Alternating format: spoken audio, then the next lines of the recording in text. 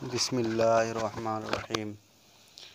नुस्खा माहवारी जारी करने के लिए यानी पीरियड जारी करने के लिए यह नुस्खा बहुत ही उम्दा और बहुत बेहतरीन रिज़ल्ट वाला है। मुजर्रब व आज़मुदा नुस्खा, तीर बहदफ नायाब नादिर व नायाब नुस्खा है, क्योंकि इसका रिज़ल्ट इतना जल्दी है कि 3 दिन, ज़्यादा से ज़्यादा 3 दिन के अंदर माहवारी जारी हो जाएगा।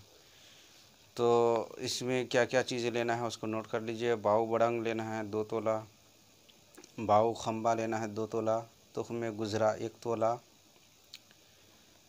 उसके बाद लेना है नरक चूर 1.5 तोला, सूंठ 1 तोला।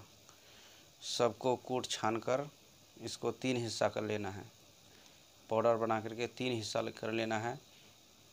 तो उसको 3 दिन यूज़ करना है। पहले दिन आपको 1 हिस्सा लेकर के 3 पाव पानी में